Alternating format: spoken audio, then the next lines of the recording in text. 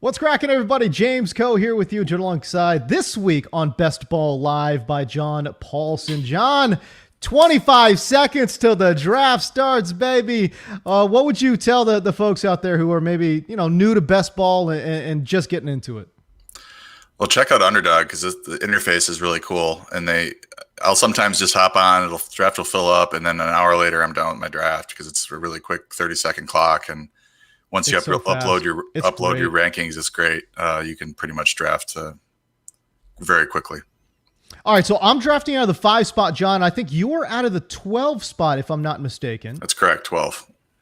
Do you like that spot? Kind of sort of at the turn, you kind of sort of just take your guys whenever you get them? The 12 is okay. It's nice to, especially this year, I think there's some running backs there that I like at the turn. Previous years, I might go wide receiver there, but I think the RB1 ranks are a little bit deeper this year, and sometimes there's a couple guys I can take back to back there. I'm going to go immediately off the menu here because I have been espousing the fact that I really don't like these early round running backs. So many of them come with so many question marks. So I'm just going to go ahead and get the best wide receiver on the best offense in the NFL in Tyreek Hill, and I'm going to be off and running. And with Aaron Rodgers not for sure going to be the Packers quarterback, I think that it's smart to take Hill first over Devontae. I don't mind Tyreek Hill. I definitely don't mind Stephon Diggs either. I'm just a huge Diggs fanboy, but I think you're right. I think under normal circumstances, I think Devontae Adams is your clear cut. I mean, look, he was the wide receiver 1.1 last year. Why would anything change? But I do think though that Tyreek Hill playing in that offense, revamped offensive line, John, I think Mahomes is going to have all day long, and Tyreek Hill is going to have all kinds of time to kind of get deep and burn defenses.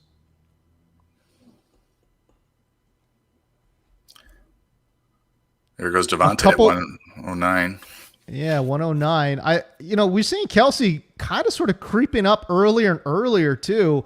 I think there's a lot of that same mentality, right? That Kansas City's offense is going to be off and running this year. So interested to see, especially in these best ball leagues, where Kelsey is going, because he can go anywhere between 5 and 10 really. Yeah, Kelsey 5 straight years as the number 1 tight end, so he's that one guy that gives you that edge at the tight end position for sure, almost for sure anyway. Okay, I'm up here, and my next highest rated running back is Aaron Jones, so I'll just go ahead and take him. And then I don't have very many shares of Nick Chubb. He's my next guy, so I'm going to go ahead and take him. Boom, boom. RB off the top. Okay, now, so talk to me about Aaron Jones there. Again, when you kind of sort of look at the underdog, ADP, Cam Akers going early, Austin Eckler going early. Why Aaron Jones ahead of those guys? Well, he's, top 5 from last year. Jamal Williams was his primary competition. He's gone. A.J. Dillon's probably going to take over that role a little bit, and right. I just think Jones is right back in there in the mix of the top 5, and I think he's a little bit more safe and a little more Aaron Rodgers proof than Devontae Adams or Robert Tonyan or some of these other guys that have to rely on Rodgers to get them the ball. I think Jones, even if Rodgers doesn't play there, Jones will be productive. I think no matter what LaFleur has shown is that he has a real proclivity to run the ball. And I agree with you. I think Aaron Jones is kind of sort of, and not fully Rodgers proof, because you'd love to get a running back in a good offense, obviously. But, and without Rodgers, that Packers offense is not very good. But they will find ways to run the ball, no doubt. All right, so I am on the clock here. By the way, if you guys can guess any of my picks during the round, you will automatically be entered to win a $25 entry into Best Ball Mania 2. All you got to do is be sure to follow my YouTube page and just enter your guesses into the chats. And then again, if you guess it right, we'll just go ahead and throw you in there. I'm going to give you a hint. Obviously, you can see my queue. So there's going to be some guys that I'm going to be looking at. But if there's anyone at any moment that you guys feel like, all right, he's going to go with this dude, go ahead and throw that into the chats. And again, your name will be entered. If we have multiple winners, you'll be entered in to possibly win a $25 entry into Best Ball Mania. All right, 9 seconds left. I'm struggling here, but you know what? I am going to go with the running back, Antonio Gibson. I love this Washington offense. Everyone loves this Washington offense with Fitzmagic there now. And we're talking about a guy that is again, your surefire, 100%. He's going to be your lead back. And plus, so good out of the backfield, catches the ball too. Really hard to get away from Antonio Gibson late in the second round.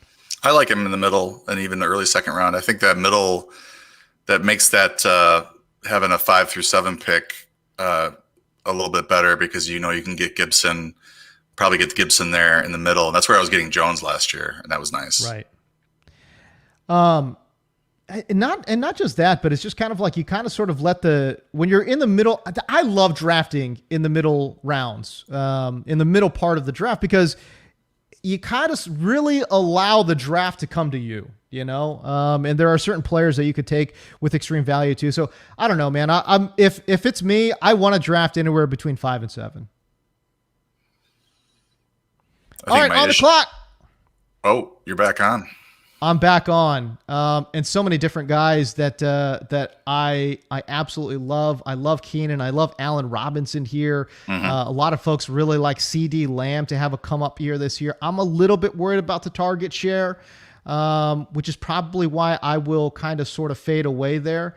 But I am going to go with the guy who I think is the number one target for an ascending quarterback in Justin Herbert. Keenan Allen, he's been spectacular. He has just been a phenomenal route runner throughout his career. And you give me the number one pass catcher with that quarterback, sign me up.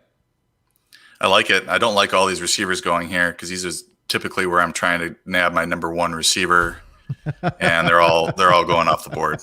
Flying off the board right now, John.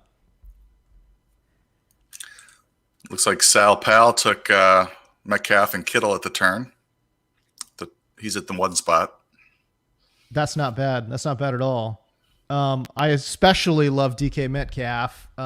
There's, at least in the realm of possibilities, a 1,500-yard, 15-touchdown season. That's at least in the realm of possibility for somebody like DK Metcalf, pairing him with Russell Wilson. So I am such a huge DK fan. I almost took him there instead of Antonio Gibson, but ultimately I kind of went with that positional value at running back.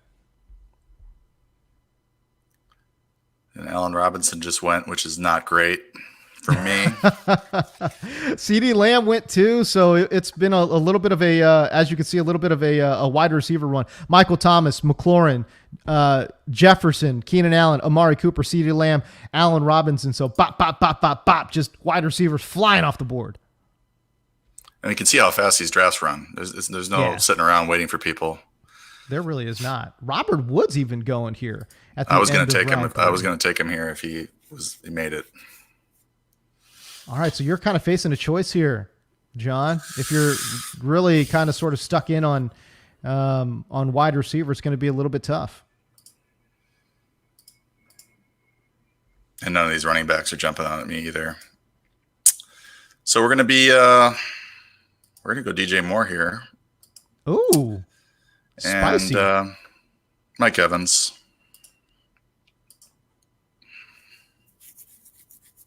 All right, talk to me about that combo that you just took right there. DJ Moore, Mike Evans.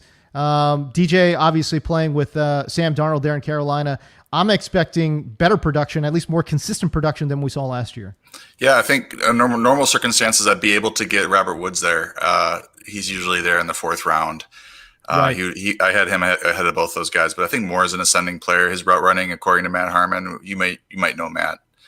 His route running took a leap forward this year or last year. It did. And Mike Evans has been pretty solid. He's got a good quarterback, pretty good quarterback there in Tom Brady.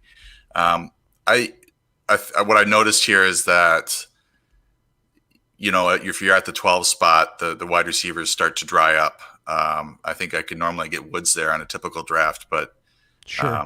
And maybe a DJ Moore as well. But you want to get that Allen Robinson or the Terry McLaurin or the Keenan Allen. You want to try to get that in the late third round, then you're really scoring. All right, so we're getting up to my pick here. And again, if you guess my pick, you're entered in to win a $25 entry at any point. I will make it a little easier for some folks out there. I'll give you some names that I am thinking about.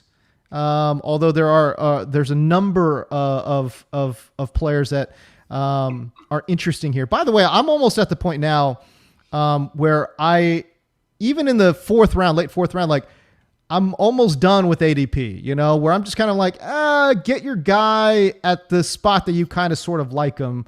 And just don't miss out just because you're worried about ADP. You know what I mean? I will tend to play the ADP game a little bit. If I like a guy, I like two players about the same, and maybe I like the lower ADP guy a bit more, I might let him go to see if he makes it back to me, since he's more likely to. But I think you're right. It's better just to grab your guys, especially as you get later into the August, because a lot of this ADP is going to dry up these values as more and more people draft and more analysts are talking about the value of a certain player. All right, guys. Rookie wide receiver comes with some risk, but I just love Jamar Chase. I just think what he can do, I think he's just a special player. He has Hall of Fame level talent. You know what I mean? Just unbelievable catch radius, great hands, awesome speed, great athleticism. He's playing with the quarterback that he knows. And quite frankly, I just think that Cincinnati offense, they're going to be off and running a little bit. They've got some question marks, obviously, at offensive line. But I don't know about you, John. I don't know how you feel about it, but I always feel like that's a little bit overblown, especially for when we're talking about pass catchers. You would like your quarterback to have, in your offense, to have a good offensive line, but it's not a requirement. I mean, I think even, I forget who said it, but even the worst offensive lines aren't going to give up, more than 4 or 5 sacks per game. I guess there may be an exception to that, but Joe Burrow was second in pass attempts when he went down with an injury. I think week 11 or whatever. They were really throwing the ball, and they're signaling here with the Chase pick that they're going to keep throwing it. Oh my goodness. Coming up on me quick. That was a quick turnaround for me. I really, really, really wanted Josh Allen there. Didn't get him. And now I'm kind of sort of. All right. 10 seconds. I know. I thought Josh Allen was going to fall to me for sure right there. Do I go another wide receiver? I'm going to do it just because. Oh, you took my guy. I love it. Took my guy. Hey, listen, Deontay Johnson, all the drops aside, I think he's a great player. And when he's on the field with Ben just has eyes for him. Ben loves throwing Deontay Johnson the ball. So a lot of the metrics, that Matt Harmon works with in terms of reception perception, obviously I'm very close to that as well. Deontay Johnson, scored out very, very well in a lot of different metrics. And I just think, some of these drops, I think they tend to fix themselves. A little bit of course correction, coming back to the pack, I think, here in 2021. I have Matt on the pod every year, and I boil his numbers down to a 1-number ranking, and Deontay came in number 1 overall route runner for 2020. So Stephon Diggs was second. So I love Deontay, and I think he had double-digit targets in 10 of his 12 non-injury games, which is pretty incredible. Yeah, his success rate versus man, is in the top 10 percentile, and that was last year, and he's just seemingly kind of sort of lives there, So I'm very intrigued by what he can do here in 2021, and I am expecting a very, very nice bounce back campaign. Let's just hope that Ben holds up. All right, I just took Myles Gaskin with my 5-12 pick as my third running back, and I like that Mark Andrews and TJ Hawkinson are here on the board, and I'm debating the two here. I have Andrews slightly ahead, so I'm going to go ahead and draft him. All right, guys, I will have to also say I want people to be able to guess my pick, but at the same time, I know we shared this link, so I kind of have to swerve you guys every now and again. So there might be guys on my queue that I add in there that I'm really not thinking about at all. But I got to swerve the viewers on here so that you guys can't completely completely snipe all my picks, man. We're headed back to you. Yes. What are we? 5 picks away? 5 picks away. What are you thinking here? I know I've gone wide receiver crazy. I'm not going to be scared off by it, is what I'm saying. That being said, if there is a running back or a quarterback that I love, I won't be scared off by that either. So I would ideally like to take a running back. But the right one's got to be there. And then quarterback too. Like, I definitely don't mind taking quarterback either, but they're again, like, I'm very intrigued by Jerry Jeudy. A lot of folks are extremely high on Devontae Smith. So if those guys are around, I could be forced into a pretty tough decision. There goes Devontae, just as you said that. Kareem Hunt is still on the board. By the way, Devontae Smith, absolutely a swerve queue up there, because I'm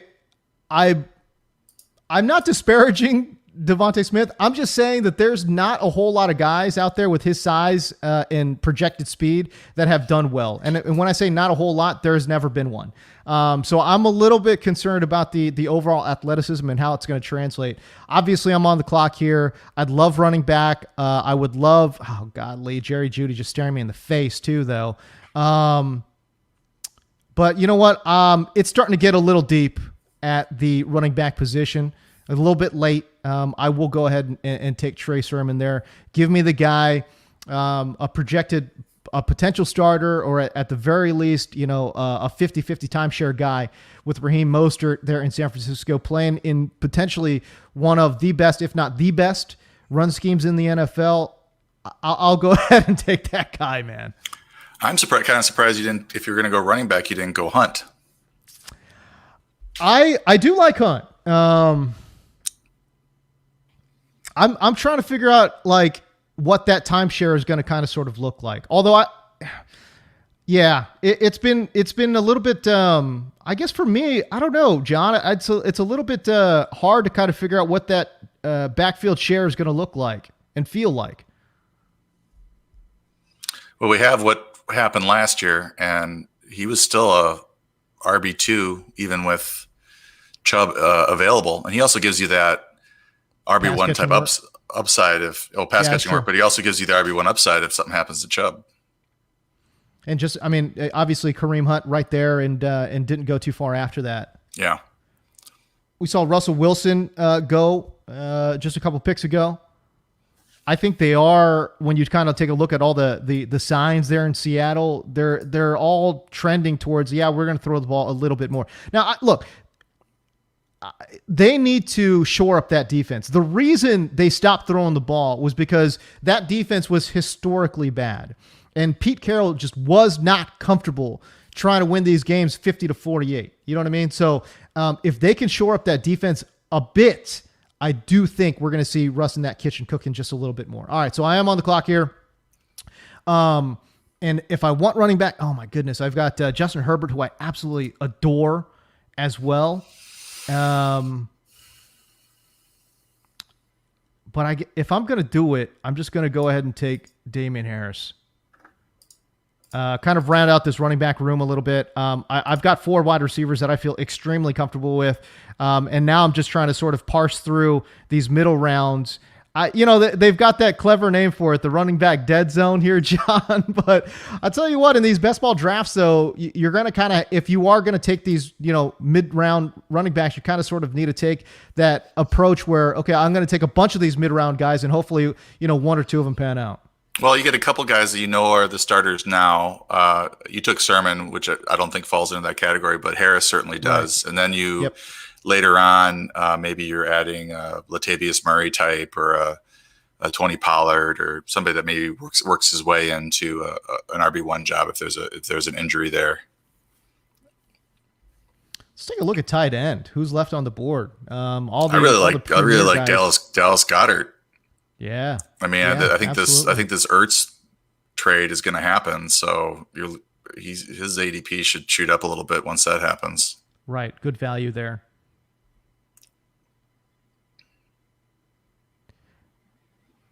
We saw Tyler Higbee just go, but yeah, I think right now, I think we may see, again, 7th going to the 8th round.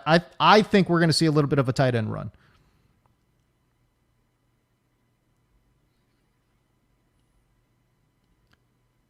I got to be honest with you, John. Like, I know, like, generally tight ends don't, outside of the big 3, aren't expected to do big things, but I don't know, some of these mid-tier guys, I'm actually intrigued by, like Goddard, Fant, Logan Thomas. I'm intrigued by them.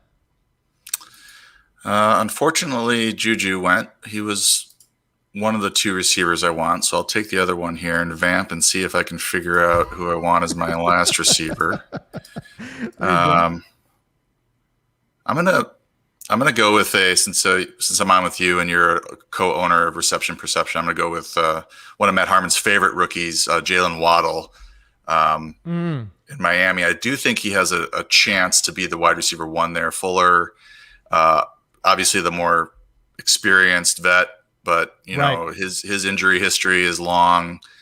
He's coming off the PED suspension, and I wonder how long he'll be available. But we're really this draft has been really receiver heavy. If I'm taking, I guess Waddle Samuel in the 7th. Yeah, Samuel and Waddle in the 8th is a little bit of a reach, but I needed a 4th receiver there. I mean, even Brandon Cooks going early 8th round is earlier than you might see him in a lot of different drafts. He's got an overall ADP in the 9th round. And obviously when you get into these middle rounds, ADP varies drastically. So yeah, he could fall to the 10th, 11th, in some different drafts, but him going, as you mentioned, wide receiver, pretty heavy in this draft right now, early 8th round, but it's also why we're seeing some pretty decent value fall. Like Mostert falling in the middle of the 8th round is pretty good. I actually kind of sort of thought that he might fall to me there with my pick in the 8th. Yeah, and you could double up on the San Francisco running game and pretty much be guaranteed their top rusher each week. You're on the clock. All right, I am on the clock, and I like my options here. I really, really do. I'm going to let the folks try to see who I'm thinking about. I've got a lot of these tight ends kind of queued up. I just queued up Michael Pittman too. And I'll give the folks a chance, but I know who I'm going with. And it's going to be Michael Pittman, who graded out extraordinarily well. Listen, I don't know what the hell we're going to get with Carson Wentz, but I do know that Michael Pittman can ball. This dude's an absolute fighter. And when I look at that roster, he feels a clear need and a clear hole for what Carson wants to get done. So T.Y., not the player he used to be. I think he's fading off a little bit. And I think Michael Pittman has a very good chance to lead that team in targets. That was an interesting offense last year. And we got Paris Campbell back as well. Jack Doyle and Mo Alley Cox at tight end. I think they're going to spread it around, but I would say Pittman probably has the best chance to sort of emerge if he's the ascending player there. I think he's got a real good chance to see, north of 120 targets, which would, plant him squarely as a potential, top 25 wide receiver. So when I can sort of get that guy in, the 8th round, I'm not going to feel too bad about doing that. And I want to curse Sal Pal, our friend who's running the stream here. We just took Ryan Tannehill. I don't know if you can see my draft page or something. Really annoying. He's supposed to be available for me at the end of this round, but not available. Yeah, man. All right. So, golly, here I am. Oh boy. It's getting down to it. I don't love a ton of these guys. But you know what, man? Let's just go ahead and attack the tight end position here. I think Noah Fant, again, for these mid-round tight ends. I can live with that. Look, in these best ball situations, you want guys that have those singular game upside. And to me, I think he absolutely has that in his bag. So we'll see. Look, he's not going to be the only tight end I draft. That's for sure.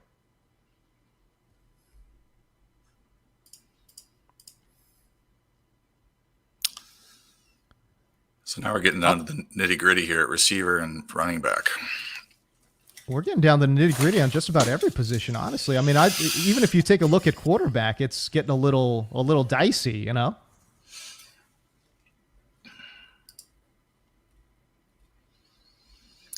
The three guys ahead of me have drafted a quarterback, so I'm wondering if they'll take a second. By the way, this is the portion of the draft where, and I say this every week, my God, but you got to pay attention to bye weeks. And I haven't done that, through 9 rounds yet. So, I'm just going to take a quick peek here. Running back, I'm good. Wide receiver, I'm pretty good. Actually I've lucked myself into not having bye week hell at any point. So that's nice. All right, I was going to take Aaron Rodgers, but Brew Crew USA, who I assume is a Brewers fan, of course, took Rodgers. So I'm going to go ahead and go Joe Burrow with my 9-12 pick. And things are a little bit dicey at a couple positions here, but I think James Robinson is a value. I'm going to take him as my number 4 running back. It's not bad. You take a look at your squad right now. You've got Joe Burrow at the quarterback spot. Obviously, you're going to be attacking that spot over the next couple of picks as well. Aaron Jones, Nick Chubb, Myles Gaskin, and James Robinson is your running back core. DJ Moore, Mike Evans, Curtis Samuel, Jalen Waddle. What I like about that wide receiver room right there for you, John, is that you've kind of sort of mixed it up with guys who have high weekly floor ceilings and also decent floor plays too. So I kind of sort of like what you kind of sort of did there. I especially when you take a look at DJ Moore and Mike Evans, I mean, those guys are, have some real high ceilings. Yeah, and I think there's a certain segment of the fantasy population that's worried about Moore and Robbie Anderson with Sam Darnold there. But if you look at Teddy Bridgewater's numbers, there's nothing special. It was 3,700 yards, 15 touchdowns. Right. It's not like Darnold can't replicate those. And I have confidence in that coaching staff that they're going to get the most out of Darnold too. I agree. I mean, the fact that he goes from the worst coach in the NFL to Joe Brady and Matt Rule, like, come on, bro. Like, you know what I mean? Like, it's going to be a massive upgrade for Sam Darnold.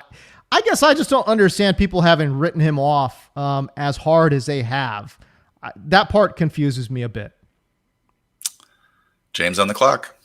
I am on the clock, so I'm going to let folks kind of – I already know who I'm going with, but I'll let folks kind of chime in here, and I'll make my pick at the very last second. But anybody, we're giving away 3 entries, right? So anybody who can guess a pick here is going to be entered in to win that $25 entry into Best Ball Mania 2.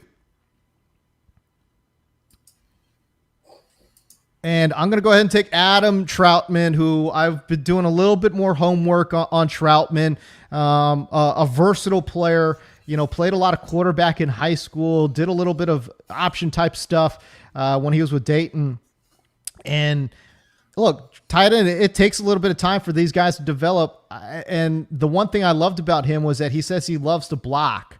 I just kind of sort of think we're talking about a younger player developing into his own in the NFL. I love the diverse skill set. And I think that he can actually emerge as a pretty good and, quite honestly, maybe even a reliable tight end. Because, John, quite frankly, New Orleans, they're bereft of a lot of pass catchers outside of Michael Thomas.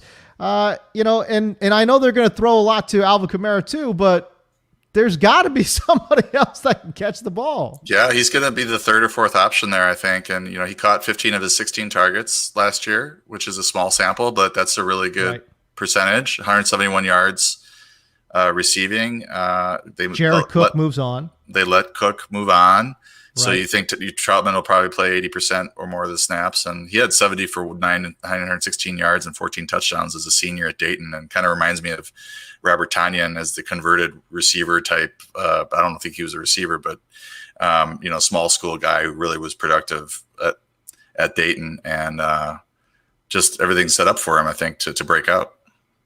I just like these like multi-dimensional athletes. You know what I mean? And I get it. It's not like he had like some amazing combine numbers or anything, but just overall, good athleticism for a guy of that size, good hands. And again, as I mentioned, played a lot of quarterback in high school, played a little bit of quarterback in college too.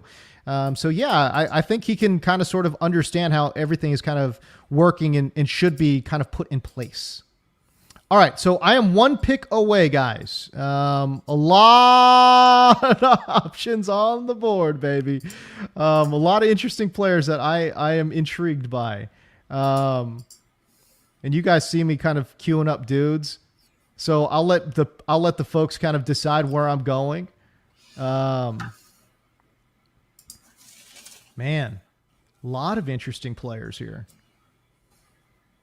And again, I'm by the way, by the time we get here, I'm completely I don't care about ADP at all. But golly, man, let me go ahead and take Ryan Fitzpatrick.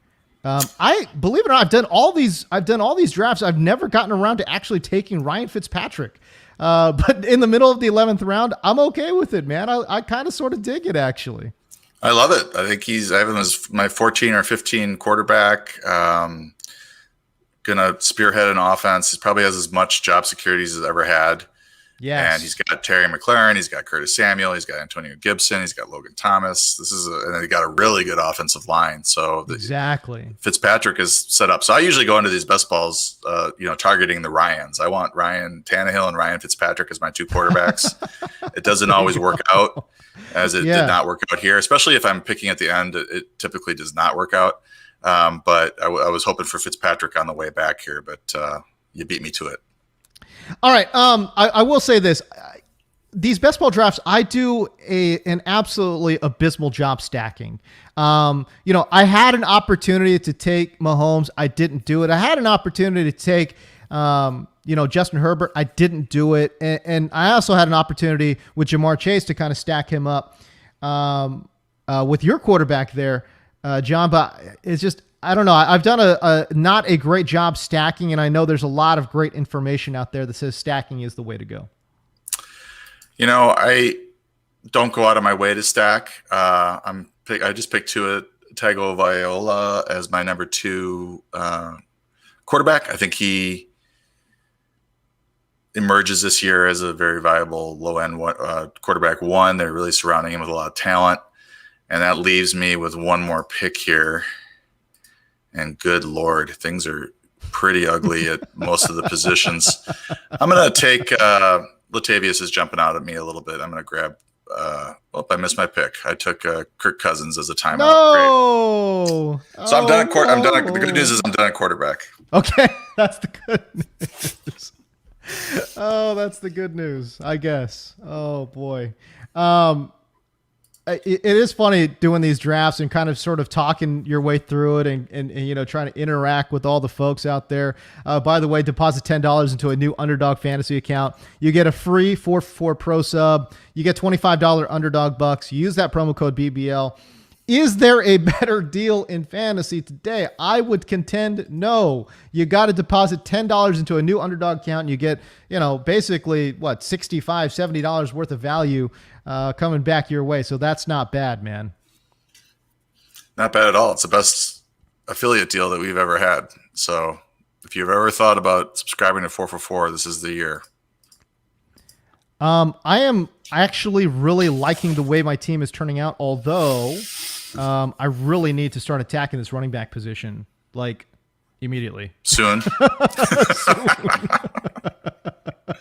How many you immediately, got? Right now. Well, you got Gibson. You have Gibson.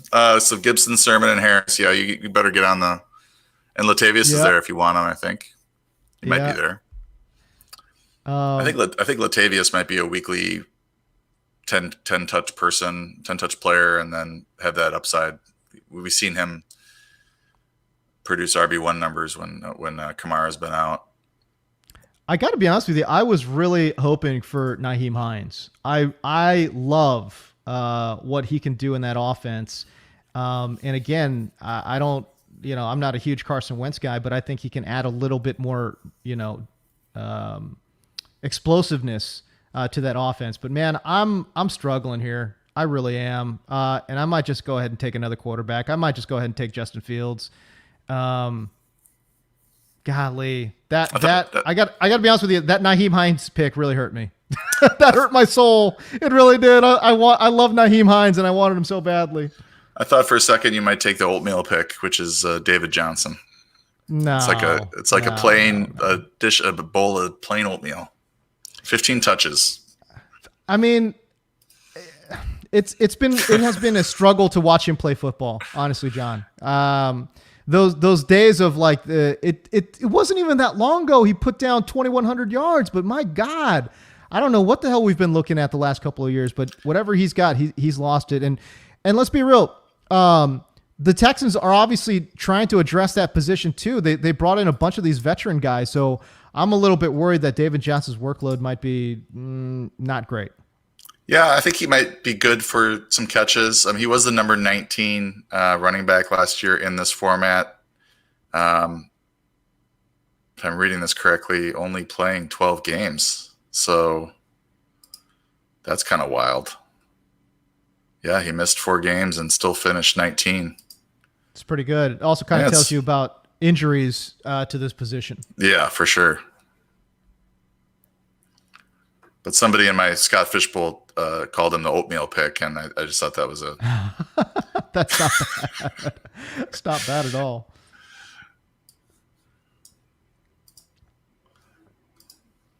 I'm like, I don't know what the hell happened with me in running back. Usually I'm on top of it, but my God, I just missed on everybody. I completely missed on a number of these players that I love in the late rounds. Like Darrell Henderson, for example. Like why did I pass on? Where was Darrell Henderson? I completely missed that pick. Chatting away up a storm here, but yeah, I need to address this. I just realized I just missed my pick again, didn't I? Chatting away. I didn't even realize I took Zach Wilson. Hey, listen, it's not the worst pick in the world. I had him queued up for a reason. So now I'm obviously done at quarterback. I just okay at quarterback, good at wide receiver, tight end. I'm okay. But running back, my God, what have I done? John, what have I done? What have I done at running back? I got to stop looking at other positions. That's what I got to do. I really got to just lock in now. Because you end up finding somebody you like at another position. Oh, my goodness. Oh, absolutely. Oh, my gosh. Wow. What have I done to my team and myself? Jeff Hicks is in this draft as well. He's a 4 for 4.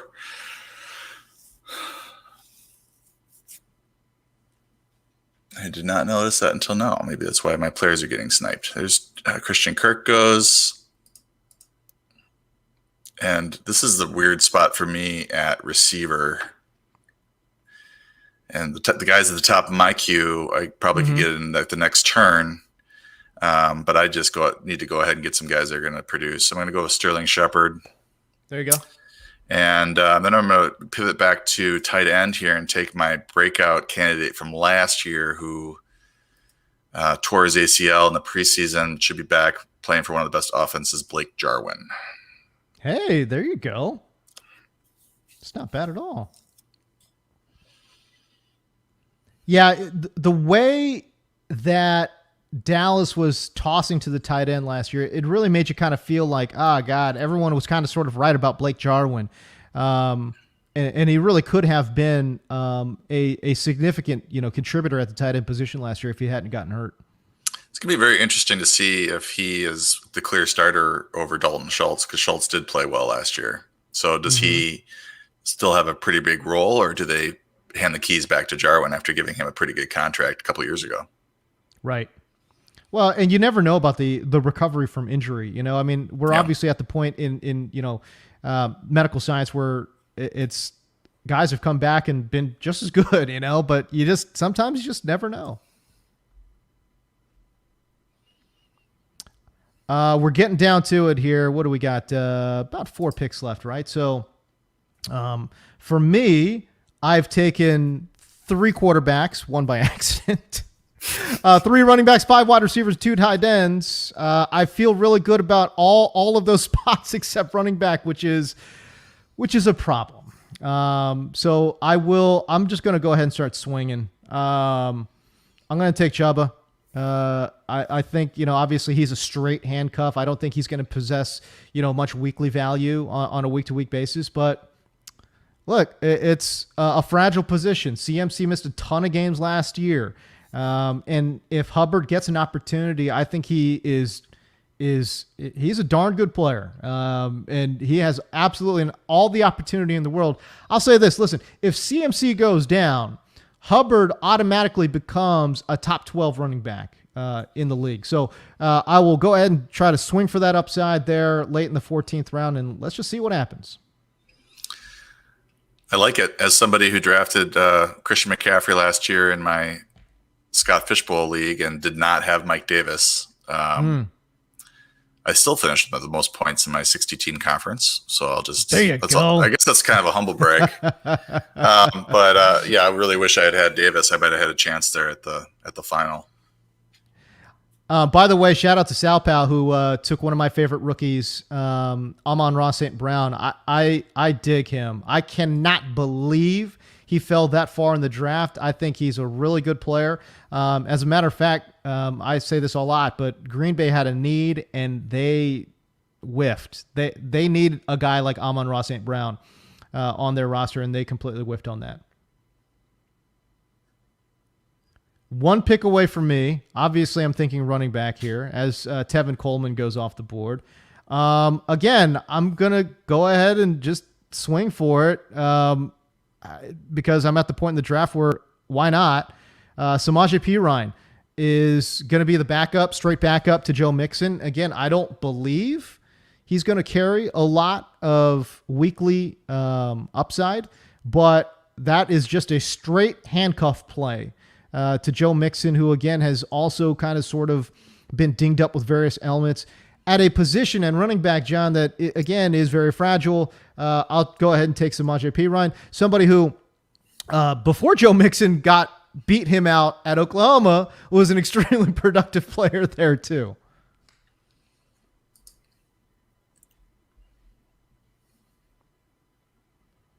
We're getting down to it here, John. What are you thinking here? You've got 3 quarterbacks, 4 running backs, 5 wide receivers, and 2 tight ends. Well, I was going to take Amari Rodgers to spite you, but of course, Brew Crew USA comes in and snipes him. So what do we have? 4 picks left? I have 4 picks left. You have 3. Yeah, right. Yeah, I'm just trying to, at this point, round out and try to even out my probably my running back and receiver positions. I'll probably stick with 2 tight ends. On the clock, I'm going to do a straight handcuff upside play, Darrington Evans from the Titans. I like it. It's my 5th running back, and I know the Twitter folks will be really upset if I don't have lots of receivers. Like there's never enough receivers for the Twitter folks. I'm gonna go with Van Jefferson because Van Jefferson's been talked up quite a bit here. Oh my God, I love that. Sean McVay. Somebody's gonna kind of emerge there. I think as a 3rd receiver, and I think Matthew Stafford brings another level to that offense that wasn't there with Jared Goff. So I think there's room for 3 productive receivers, and Jefferson's getting a lot of buzz from McVay, and that's the guy you want to have a lot of buzz, from. So yeah, no doubt. We're really getting down to it here, man. And I don't, again, I'm just trying to attack this, the running back position because I honestly just did a poor job with it at the top of the draft. Let's be honest. So now I'm trying to make up for it on the back end, which is fine, by the way, because that's just how it goes. You're hoping for some chaos, obviously, when you take all these running backs late. All right. So I am on the clock. I got about 20 seconds left. You guys see my cue. I don't know if he's the answer. As a matter of fact, I do know he's not the answer. But if Austin Eckler misses more time, I'll say this too. If Jackson misses time, Kelly comes in and actually has a lot of value, positional value there too, because I think no matter what, the Chargers are going to, run those more of a two running back situation there, because I think they kind of figure, and you're not going to find a bigger homer on Austin Eckler than myself, but I think everyone knows, hey, listen, you can't give this guy the ball every single down and expect him to be just as effective. Well, I think that there is some buzz about Justin Jackson potentially getting cut too. So that would really open up snaps and touches for Kelly. Right. And this is a new regime too. They made it come in and decide that Jackson is not ahead of Kelly, even though that was the case last year. Right. So we shall see. Look, he was a little bit stiff as a rookie. We're hoping that he kind of sort of develops some lateral quickness here in the offseason. I don't know. I'm projecting here. But obviously he was a young player, and young players, by the way, they can improve. So I didn't love what I saw from Joshua Kelly last year, but again, there is some room for improvement. And we're just at this point in the draft, when we're talking about round 16, we're projecting volume more than we are talent. Definitely. What sort of build do you have going here? How many? Oh, you're at 3,652. I'm with you. I'm with you. Twitter is not going to be happy with the amount of wide receivers I have. They're never happy. The Twitter folks? Yeah, no, they're not. You could have 10, okay, they won't be happy. Yeah, 10 exactly. seconds. Oh gosh, I'm on the clock. Okay, I didn't even see that. I'm going to take a guy in Denzel Mims who I understand has not, the reports out of New York have not been favorable for Denzel Mims. That being said, when I think about a guy that fits a skill set that fits with Zach Wilson, Denzel Mims is that dude. Zach Wilson threw a lot of contested deep balls last year. Denzel Mims is that guy. And more than Corey Davis, Elijah Moore, who we all love, can play everywhere. But I think we're going to see him a lot out of the slot. If they run with 3 wide receiver sets, I'm anticipating Denzel Mims to get out there a little bit, and don't be surprised if a good athlete like Mims surprises some folks and outperforms a mid-round 17 draft price. It's an interesting receiving group they have now with the Jets, with Jamison Crowder coming back. It sort of throws some cold water on Elijah Moore, which you were just kind of getting excited about Elijah Moore. And right. I think there's an opportunity to buy with the Jets because everybody thinks it's still, the general consensus is still the Jets and it's still Adam Gase's Jets, and it's not. It's totally not. So this is a whole new regime, new quarterback, new offense. So, all right, I'm on the clock for my last 2 picks. Let's go. And Deshaun Jackson went. Thank you, Jeff, for sniping him. I am going to take – this is the ultimate late round best ball guys, Marquez Valdez-Scantling. That's a great pick. I still think he has a huge – John, that's a great pick. I love it. Thank you. He has a huge role still there as a speed guy. He'll have 17 points one week and 0 the next, and that's fine. Exactly. It's best ball. That's fine. 100%. I love it. And the other I'm going to – since I already have Aaron Jones and I've got Valdez-Scantling, I'm going to go ahead and draft Allen Lazard as well and get some. Hey, there you go. Just grab it all. Just grabbing all the Packer receivers. If you weren't going to do it, I was going to do it, because they drafted Amari Rodgers to be their slot man. So finally, Allen Lazard, I don't know. Look, that's how bad the receiver situation was. They're trying to stick Allen Lazard as he's not a slot man, guys, But I think there's going to be a little bit of competition on that flanker spot between MVS and Allen Lazard. I actually kind of think that Lazard actually might win that role, to be honest with you, because MVS has been so inconsistent catching the football. Yeah, I think you're going to end up with MVS running, playing 40, 50, 60% of the snaps. Lazard, similar. Rodgers, even similar, maybe up at 70 if he plays well. And then Devontae, of course, at 99.9% snaps. But they're gonna use both those guys, and I think MVS is the guy that in best ball where you're just like, I don't care. I just enjoy the 5 games where he goes off and catches a touchdown and goes over 70, 80 yards, and don't have to worry about when you have to start him. But Lazard's probably going to be the more consistent performer. Yeah, and again, it's just kind of like, even if he doesn't, even if he ends up being nothing.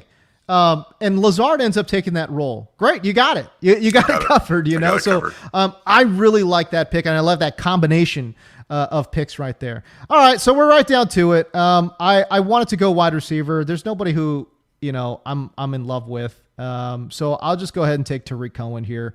You know, pass catching option there for Chicago, as we all know, coming back from an injury, as we all know.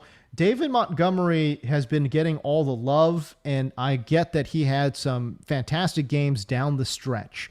Some of those games came against some of the worst run defenses in the NFL. So color me kind of sort of skeptical, I guess, regarding, you know, the David Montgomery breakout. And I know he kind of sort of broke out last year, but I'm not, like I said, if Cohen is 80% of Cohen, of the Cohen that we know, I think he's going to have a role.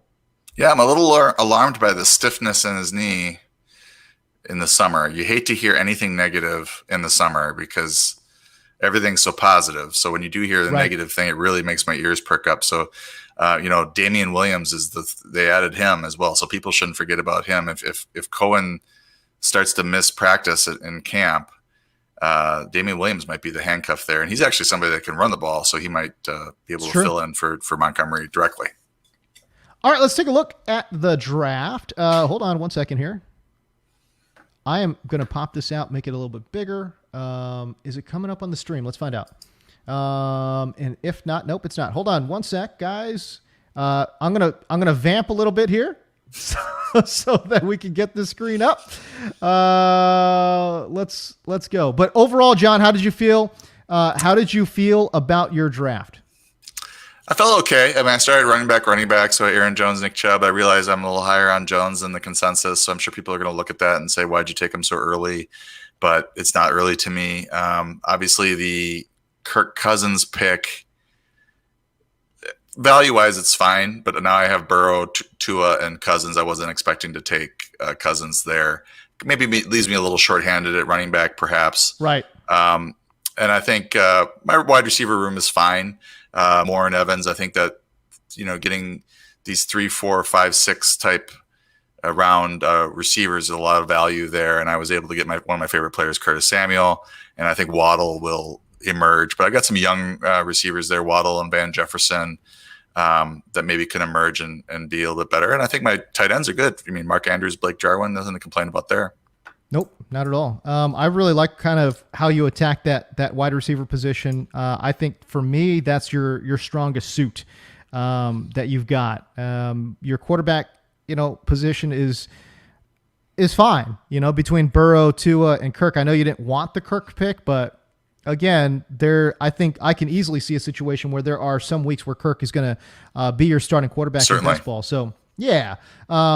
The one thing about Kirk is that we have to like legislate whether or not he's a decent quarterback every single week. So, you know, it's like, okay, is he good? Is he not good? And it's like every single week we have to have this debate. Like sometimes he looks terrible. Sometimes he looks awesome. But those awesome weeks are the weeks that you will treasure in best ball. All right. As for my build, I passed even at 1.5. I passed on a running back. I could have taken Zeke. I could have taken Saquon. I could have taken Jonathan Taylor. Nothing wrong with those picks. Absolutely nothing wrong with those picks at all. I just wanted to go wide receiver. I've been espousing this all off season, and I'll put my money where my mouth is. I'm going to take Tyreek Hill. Saquon Barkley is at this point, in my opinion, a little bit more injury prone than we're kind of sort of drafting him as. And then Ezekiel Elliott too. Golly, man, a little bit long in the tooth. I've seen a lot of tread on those tires, and I don't know. Like I know Tony Pollard is not going to be your every down guy, but golly, man, they would be absolutely insane, John, to not run Tony Pollard a little bit more there in Dallas. So I went with Tyreek Hill, best wide receiver on the best offense in the NFL. And I don't feel bad about it at all. I do feel bad overall about my kind of sort of running back build. I love Antonio Gibson. Trey Sermon is certainly a gamble pick. Damian Harris, I think, is locked in as a starter, but you've got two guys there that are starters. Everyone else, John Paulsen, we're hoping. We're it's a hope and a prayer. I was gonna say for your receiver room with the your top four guys, I love them. Hill, Allen, Chase, and Deontay. Yeah. That's just a great group of four. And if you had taken, this is just my personal opinion, but if you had taken Kareem Hunt instead of Trey Sermon, I would feel a lot better about your running backs. Now that might change by week 4. If Sermon is in there as a starter or something happens to Mostert or whatever, Right. Sermon could end up being an RB1. But right now it looks like my personal opinion on that is that Mostert's going to come in as the starter and be the starter as long as he's healthy. And he may only be healthy for 10 games out of the year, but that's enough. If you had Hunt there, I would feel a bit better about your 1, 2, 3 at running back. And then you've got some upside plays there at running back as well. But then you go look at your quarterbacks, and I didn't realize that your first quarterback was Fitzpatrick. I love it. Like, that is the brave, like you're you're out there living your best life with Fitz as you're gambling. My QB1, baby. Yeah, I mean, I Ryan think you Fitzpatrick, Justin Fields, Zach Wilson. Justin Fields in particular. The fact that look, I know he's not going to start week 1. That's fine, but the fact that he does have some wheels on him, he can move a little bit now. And as we all know, it's the old tried and true, you want to get these running quarterbacks. And I think Justin Fields kind of sort of fits that bill a little bit. Yeah, I think you're both Fields and Wilson can run. I mean, Wilson can run too, and Wilson is going to start. We know that. I think the thing that worries me about Fields is that they're saying that they want to recreate the Patrick Mahomes, Alex Smith rookie season where Mahomes didn't play at all. We'll see if that happens. Yeah. Typically the rookies are starting by week 3 or 4 if they're not starting by week 1. And I think if Fields is starting, then your QB group is fine. I think if Dalton is winning games, you're in trouble. By the way, the other thing too with that is that, you're right. Like, if Dalton wins games, obviously the Fields play is a little bit in trouble. But when we talk about Alex Smith, though, he was playing for a coach that really just had all the job security in the world. The same can't be said in Chicago. It's true. So I kind of sort of feel like the way that situation is set up, they're going to be pressed into playing Justin Fields a little bit earlier than they want to. If there's even just a little bit of trouble out of Dalton, and let's be real here, last year he had a bevy of weapons and Dalton looked real bad. So I'll be curious. They don't have those weapons. They've got Allen Robinson. I love Anthony Miller. He doesn't seem to be getting on the field. Darnell Mooney is still kind of an unproven commodity, but it's not the same, wide receiver room that they had there in Dallas. You know what I mean? So I do kind of think that Justin Fields will be pressed into service. I think it's a lot of how the team is doing, how many games they're winning. They start to get underwater on the record, then you're going to see Fields on the field. If Dalton's 7-3 or 5-2, he's probably going to continue to start as long as they're in playoff contention. Right. All right. So, and then obviously I just kind of sort of swung for it in regards to the running backs, Chuba, Samaje, Joshua Kelly, and then Tariq Cohen as my last pick in the 18th round. But hey, John, take a look at some of these other rosters. Is there a roster that kind of sort of jumps out at you at all in terms of like, oh wow, he did really well, or a curious roster making decision? Well, I'd like to give a shout out to Sal Pal because he's got Wilson and Tanny at quarterback, McCaffrey and Mike Davis at running back with some upside below them. DK Metcalf, a little thin at receiver, I would say. It looks like Gallup is his number 2, but he's got Rondale Moore, great rookie prospect, and he's got your guy St. Brown that you like from Detroit, and then he's got Kittle at tight end with Logan Thomas. So he's got a strong tight end room. I think the one spot's a good spot to be at this year.